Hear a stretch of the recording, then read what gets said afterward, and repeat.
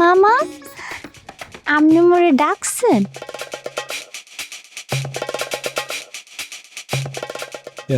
তোমারে দেখি আজগা অপরূপ সুন্দরী লাগতে আছে। হ্যাঁ হ্যাঁ, মুই তো আসলে আগে কখনো এই ফিল খেয়াল করে দেখি নাই। এই কেউ নাই বনা। বল লাগবে না, থ্যাংক ইউ। আচ্ছা দেখেন, মুই আপনার মামা ডাকি, কিন্তু আপনি কিন্তু আমার আপন মামা না। আপনি না চাইলে মুই আপনার মামা ডাকা বন্ধ করে দিতে পারি। তো তুমি মোরে মামা ডাহা বন্ধ হইয়া দিবা, তাইলে কি তুমি মোরে ভাই ডাকবা? না, আজকা যদি মুই আপনার ভাই কুইয়ে বলান দে, তাহলে ব্যাকে সন্দেহ করবে না। দেখেন, মুই আপনার আকারে ইঙ্গিতে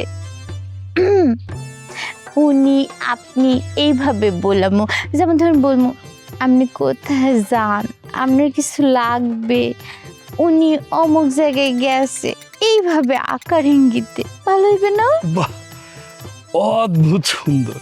তুমি তো দেখি বিশাল চালাক মাইয়া। হ্যাঁ, আসলে এই জামানা একটু চালাক না হইলে চলা যায় না, বুঝছেন মামা? সরি সরি, আর এরকম ভুল হইবে না মামা। ওই আসলে মুখের বুলিটা ঠিক করতে সময় লাগবে। এইটা কোনো ব্যাপার না, সময় একটু লাগুক না। আরে সময় যত বেশি লাগে তত সম্পর্কও গাঢ় হয়, বোঝো না? হ্যাঁ, তাই একখান কথা মনে রাখো, এই মনে যে কথাবার্তা বলতে আসি, ইয়ে যেন কাকপক্ষী টের না পায়। আল্লাহর কসম, কাকপক্ষী টের পাইবে না। আরে কাকপক্ষী টের পাইবে কেমনি? মানুষই জানবে না, মানুষ যদি না জানে তাহলে কাকপক্ষী কি বেল টের পাইবে?